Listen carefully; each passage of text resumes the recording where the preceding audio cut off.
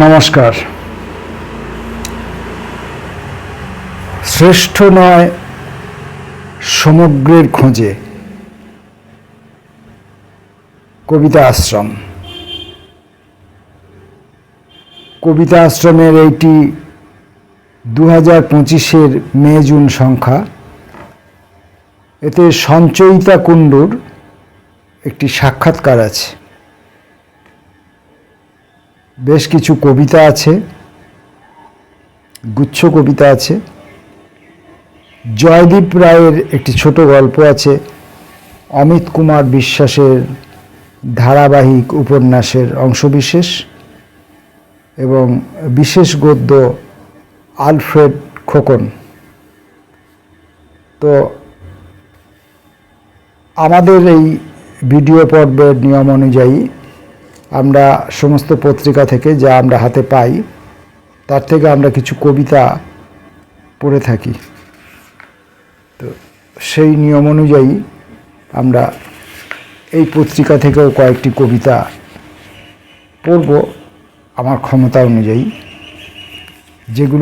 যে কবিতাগুলোকে আমি ন্যূনতম হলেও একটু আয়ত্তে আনতে পারবো, সেই কবিতাগুলোকে।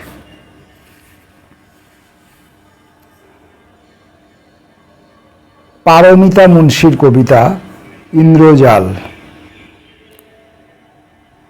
তোমার চোখের উচ্ছ্বাস আমি ভালোবাসি। তুমি কখন গম্বুজে হেলান দাও, কখন কাঁটা তার ডিঙোতে চাও, কখন বিপন্ন সংকেতে কেটে পড়ো, সব আমি নজরে রাখি। তোমার প্রতিটি নিঃশ্বাস অনুবাদ করতে শিখে গেছি। প্রতিদিন রাত্রে একটি ময়ূরের অপমৃত্যু হয়, তবুও গোপন ভেদ করে কেকাস্বর ভেসে আসে। নিয়ম না জেনে খেলায় ঢুকে পড়লে নিজের মতো করে নিয়ম বানিয়ে নিতে হয়।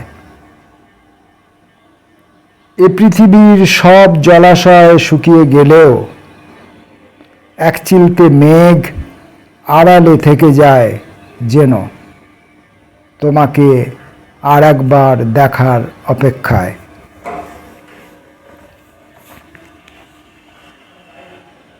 কবি বন্যা বন্দ্যোপাধ্যায়, দহন। অপলক দুটি চোখ, কারো পুড়ছে দেহ, কারো মন।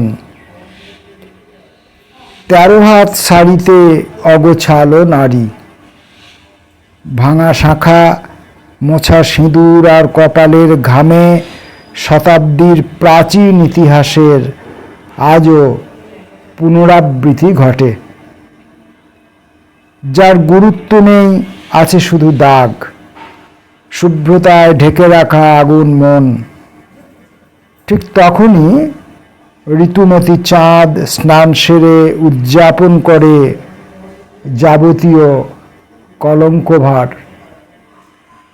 রাতের নাভিতে খাঁ খাঁ বিরহ দহন।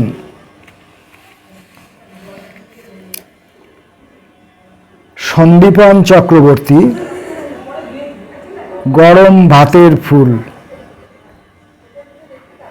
একাই চলতে হয়, যেতে যেতে চোখে পড়ে আকাশ এখনো অগোছালো। বাতাসে উঠছে আমাদের ছেঁড়া ছেঁড়া কথা। পৃথিবীর অন্ধকার ভেদ করে 3টে শেয়াল ঘাড়ের কাছেই ঠিক এসে দাঁড়িয়েছে। অস্বাভাবিক জ্যোৎস্নায় বরফের শীত দ্বারা ছুরির মতো খেলা করে। বাড়ি ফিরেছিস তুই? ভাত ঢাকা আছে। গরম ভাতের ফুল স্বপ্নের ভেতর ঢুকে সন্ততির মুখ হয়ে যায়।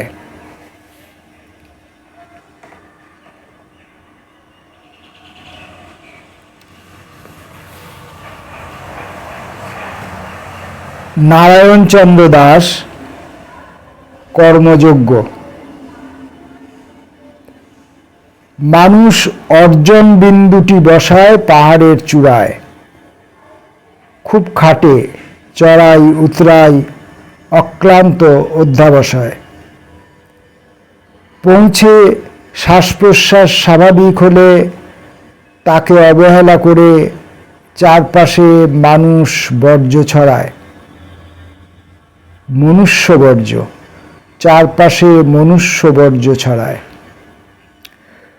কুণ্ডলি পাকানো ধোঁয়ায় ছড়িয়ে পড়েছে মাংস পোড়া গন্ধ। যে ঘোড়াটা আপ্রাণ দৌড়ে মুখে ফেনা তুলে রাজ্যের পর রাজ্য জয় করে এলো, তারই শরীর থেকে কেটে নেওয়া চারখানা পা যজ্ঞে আহুতি হলো।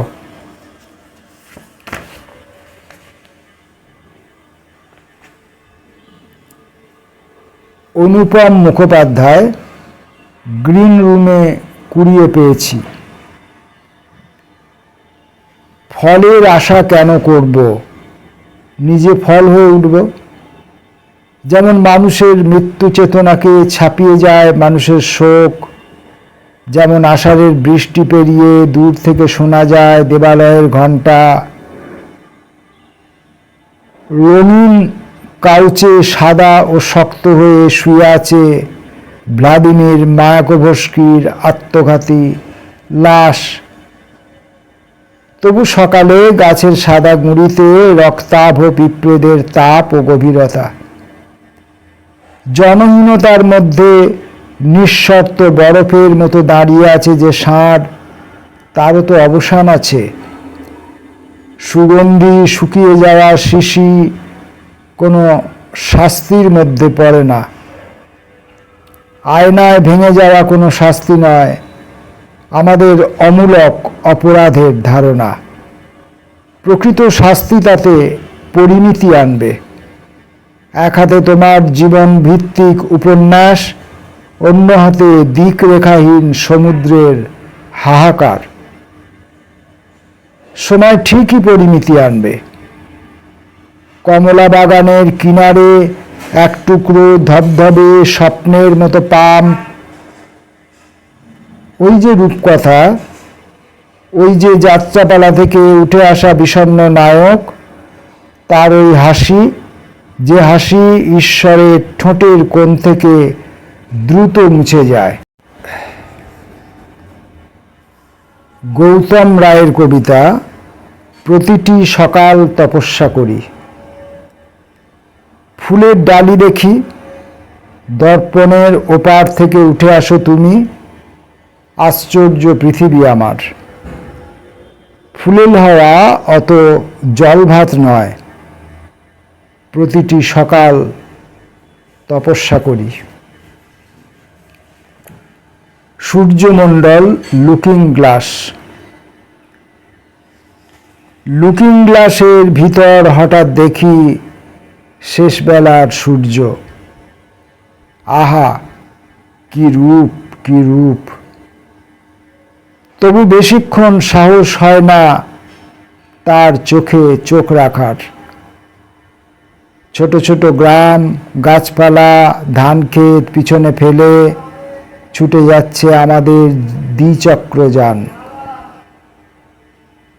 লুকিং গ্লাসের ভিতর অস্তরাগ, এমনকি থমকে দাঁড়িয়ে একটি সিগারেট জ্বালানো উচিত, নাকি উপেক্ষা করব তার সমস্ত সৌন্দর্যের হাতছানি। বিবিধ রকমের শব্দ, বিবিধ রকমের ডাকাডাকি, চিৎকার এবং কিছু কল্পিত ডাকাডাকি, কল্পিত চিৎকারও আমার কানে বাজে। এগুলো সব অতিক্রম করে কবিতা পড়ার চেষ্টা। সঞ্জয় চক্রবর্তী, খরা। বাবার শরীরে খুব ঝোপঝাড়, কাটাগুল্ম, মায়ের শরীরে গহন শীতের রাত। দিদির আঁচলে দিন রাত প্রজাপতি ওড়ে, মা বলে ভাতার খাকি দূর হ, দাদার হয়েছে মরণ। ভাঙা ঘরে আঁচড় কাটে শ্রাবণের কঙ্কাল, আর এক ফ্রক পরা ছোট বোন শরীরের শিকল তুলে কোথা থেকে নিয়ে আসে এক থালা উপচে পড়া ভাতের বিরহ। এক থালা উপচে পড়া ভাতের বিবাহ। ছোট ভাই পা ছড়িয়ে আলপথ হয়ে রাত দিন শুধু হাসে আর হাসে। আমি মুখ নিচু করে হাঁটি, আমার পৌরুষ ওরে শকুনের ঠোঁটে।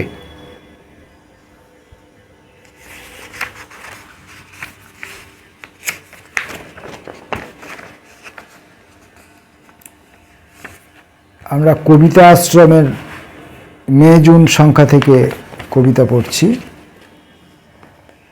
পারমিতা ভট্টাচার্য, ফেরা। একা হও, মনকে বোঝাই, তবু ফিরে ফিরে আসি বারবার তোমার কাছেই। জানি সব ভরসার নৌকোগুলো ঘাট ছেড়ে গেছে, আকাশে মেঘের কালো কতবার ডেকে বুঝিয়েছে, এবার ছুটির দিন এসে গেল মস্ত মোহনায়। নিজের সমুদ্রে নামো, বালি ভেজা মালহার সুরে শরীর ভাসিয়ে দাও আধো চেনা কোমল ডানায়। অনতি দূরত্ব থেকে তবু আসি ফিরে, মনে হয় সমস্ত আকাশ বুঝি লুটোপুটি তোমারই বুকে। কোথায় পালাই বলো, গাঙের উজান তাই না হয় আবারও ফেরাক তরিটিকে। গাঙের উজান তাই না হয় আবারও ফেরাক তরিটিকে। রুমা তপাদার, তোমার অনন্ত পেয়ে। তোমার একটাই পথ, সে পথে আমার কাছে এসো। কাছে এসে ফেরত যাবার পথে পেয়ে যাবে শাখাপথ উপপথ কত কত। তুমি এসো আপাতত আমার বুকের দিকে তাকিয়েও এসো। এ শরীর চাইছে ঘন ঘন তোমাকে তোমার জন্ম দেব বলে, তুমি এসো। এই একটাই পথ, দিকবিদিক আকাশ পাতাল, তোমার সন্তান নিয়ে কেটে যাবে আমৃত্যু এ আয়ুকাল।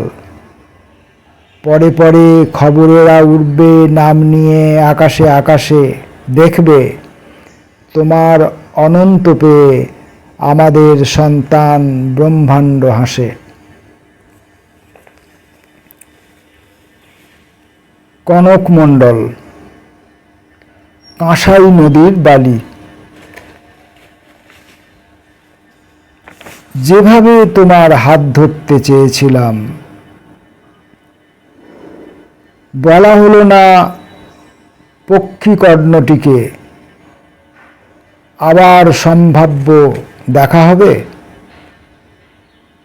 ধরো দেখা গেল ঠিক মাহাতোদের বাড়ির পিছন দিয়ে হেঁটে যাচ্ছ কলতান করে। আমি ব্যস্ত আছি ধার শোধ দিতে, গুনে গুনে সুদ দিচ্ছি সুদখোরের হাতে। একে একে ভেঙে দিচ্ছি নিজেদেরই অর্জিত দেহ। মন ভাঙে ভাঙে কুহুধ্বনি আর লেখকের মুঠি। আরও অন্ধ ভৃত্য হয়ে প্রভু বাঁশিকে বানিয়ে তুলি বৃদ্ধের কম্পিত হাত। শিমুল গম্ভীর ভারী হয়ে ঝরে পড়ে, তবু বলা হলো না যে পক্ষী কর্ণটিকে আবার সম্ভাব্য কথা হবে ভালোবাসব, কাঁসাই নদীর বালি দিয়ে ঘর বাঁধব।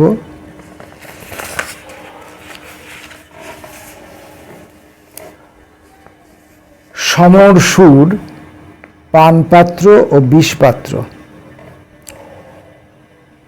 জীবন সংক্ষিপ্ত হয়ে আসে, যোগডুমুরের গাছে ক্লান্ত দুপুর দাঁড়িয়ে আছে, পাখিটার নাম মনে নেই।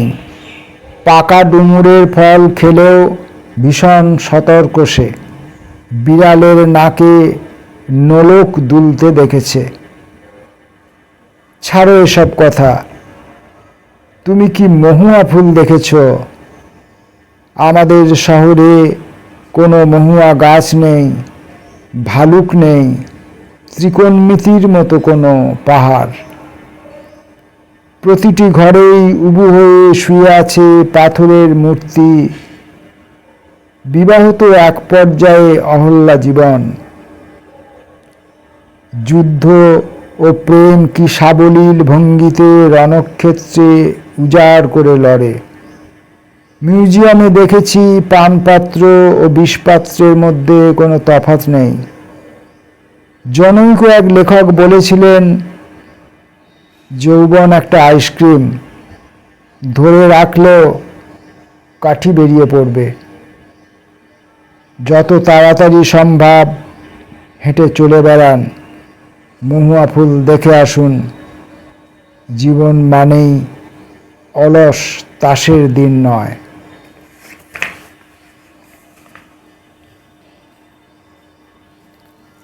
বন্যা লোহারের কবিতা।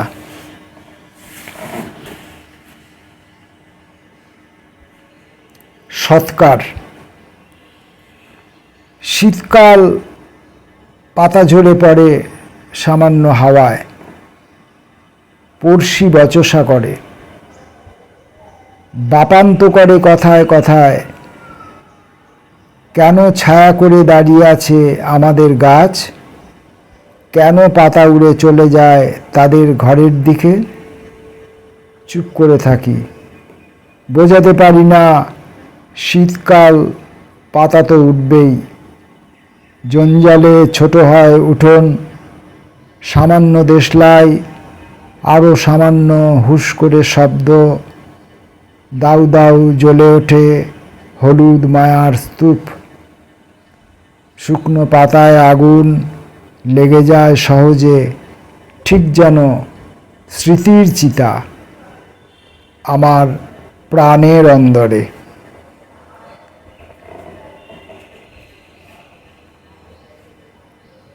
ভাস্কর সুতার, চিড়িয়াখানা টু খিদিরপুর। সত্যই আমি হেঁটেছি।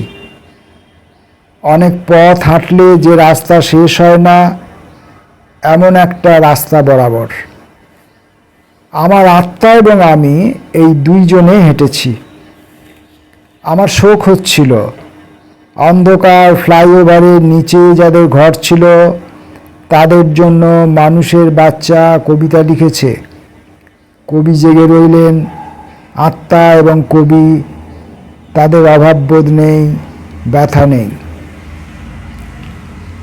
আলিপুর দিয়ে যখন হাঁটছি, রাত্রি 9:15, খিদিরপুর বাজার পৌঁছে ঘুরপথে ফিরে আলিপুর চিড়িয়াখানার ঠিক উল্টো দিকে আমার বাসা। এই যে মৃত্যু, অহংকার এবং বোধ লিখলাম, আমার সঙ্গে তার সম্পর্ক ঘর আর উঠোনের মতোই, শুধু দেখা হয় না।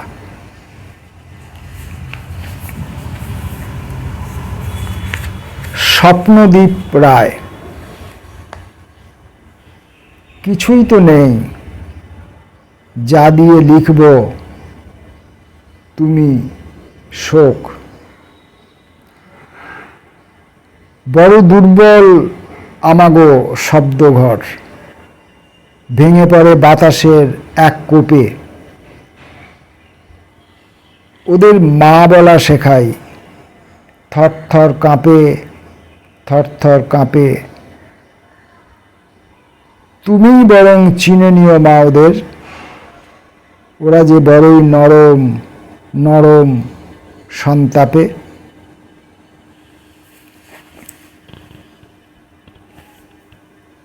আজকের মতো শেষ কবি এবং কবিতা। শাশ্বত বোস। এখন কেমন আছো সুতপা? ট্রায়াঙ্গুলার পার্কের পেছনে উন্মুক্ত শান্ত কোনো এক চায়ের দোকানে তোমার দু চোখে তখন দীঘল চাঁদের লুকোনো কার্তুজ। ভিড় মেখে সরে যাওয়া সেই ঘুগনি কাকু, যার মুখ দেখে অনুকবিতারা পাল তোলে। ফ্ল্যাট বাড়ির ছায়ায় শুনেছি তাঁরও বাড়িতে আধপেটা মেয়ে আছে।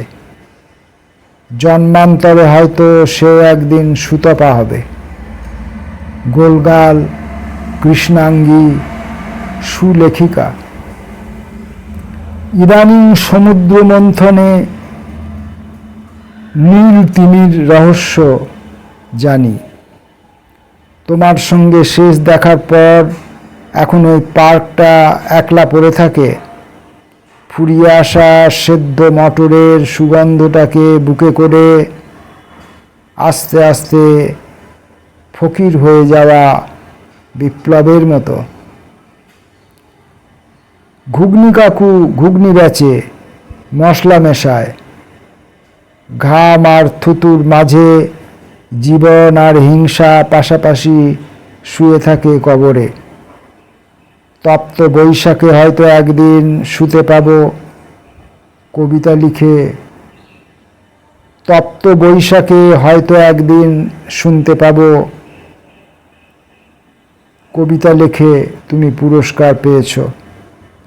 দুর্ভিক্ষে তলিয়ে যাওয়া শীতল কবিতা জড়িয়ে এখন কেমন আছো সুতপা? আমার দৃষ্টিতে কিছু সমস্যা হয় ইদানিং, বহুদিন ধরেই হচ্ছে। তার জন্য অনেক সময় পড়তে গিয়ে ভুল পড়ি। জানতে পারলে আমি সংশোধন করে নিই, অনেক সময় আবার হয়তো জানতেও পারি না, ভুলটা পড়েই হয়তো পেরিয়ে গেলাম। ভুল মানে এই অর্থে ভুল যে কবি যে লাইনটি লিখেছেন আমি সেটি না পড়ে আমার মনে হওয়া মতো করে আমি একটা কিছু পড়ে গেলাম, সেই অর্থে ভুল। অনেকগুলো কবিতা পড়লাম, অধিকাংশ কবিকেই আমি চিনি না, ব্যক্তিগতভাবেও চিনি না, বা এদের কবিতা এর আগেও আমি কখনো পড়িনি। এখন এইসব পত্রপত্রিকা থেকে এইসব নতুন কবিদের কবিতা পড়লে একটা জিনিস উপলব্ধি করা যায় যে বাংলা কবিতা কখনো হয়তো অনেকটা এগিয়ে যাচ্ছে, আবার হয়তো কখনো পেছিয়েও যাচ্ছে। নমস্কার।